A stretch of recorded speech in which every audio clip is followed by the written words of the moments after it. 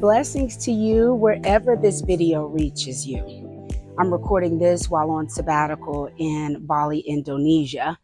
The island is absolutely stunning. It's peaceful, full of kindness. And I'm not doing the traditional American vacation of just a week or so because it took me a day and a half to even get here. So let me walk you through the journey. I flew from San Francisco, California to Dubai, which was 15 hours, then a 7-hour layover in Dubai, followed by an 8-hour flight from Dubai to Bali.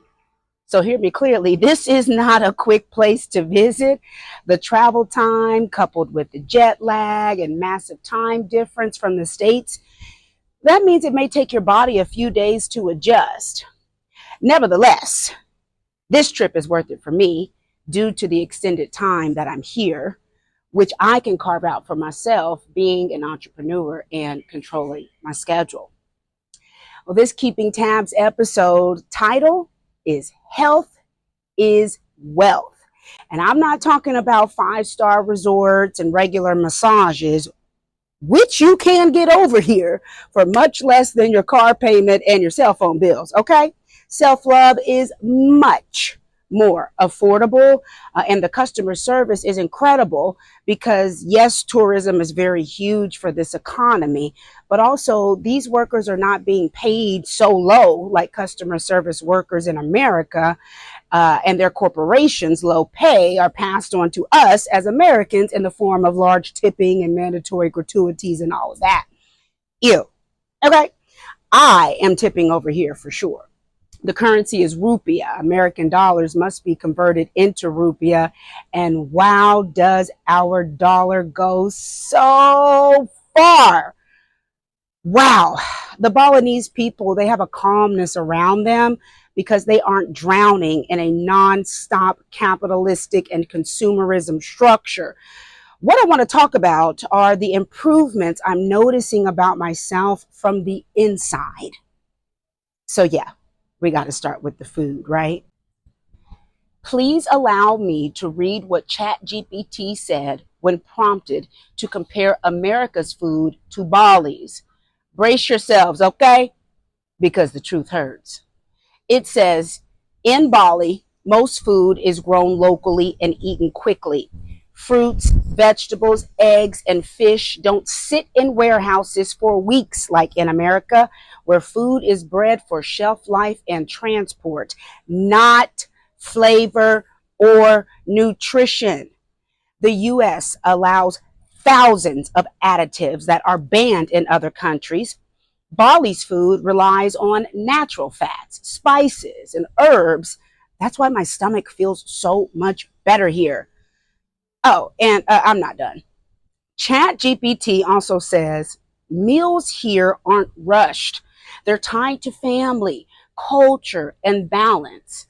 In the United States, food is eaten on the go, over-processed, and designed for speed and addiction. Woo! No 40 ingredient labels here, no weird mystery oils, just clean protein, rice, fresh produce, and anti-inflammatory spices. Finally, America treats food like a corporate product that centers on profit, cravings, and shelf life. In Indonesia, food is about nourishing the body, not stakeholders. Less brain fog, less bloating, and more comfort. Wow, right? And I was reading to you from ChatGPT, okay? I have never felt this regular, satisfied, and healthy after eating pastas and breads and so much more. I will probably lose weight by the end of this trip ends. Everyone can't pack up for a month and fly to Asia. My goal is to help us be more mindful of what we're putting in our bodies and recognize what we eat correlates to how we sleep, how we feel, our energy levels, and many more internal signs that our body uses to speak to us. Well, you know what else I've been doing that contributes to health and wealth?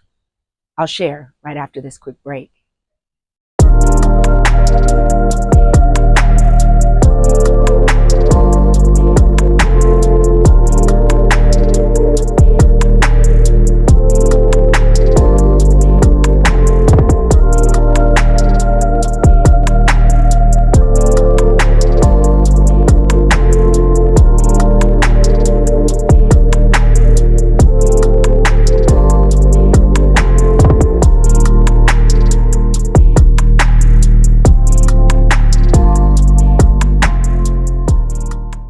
Welcome back.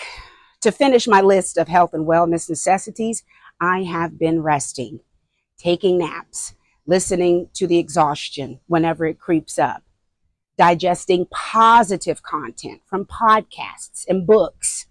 I'm stretching, doing yoga, which you can do for free by following the thousands of YouTube videos that are available. You can type in yoga for a specific mood, anxiety, grief, menstrual cycle, stress, while traveling. If you're on your feet, yoga for bed.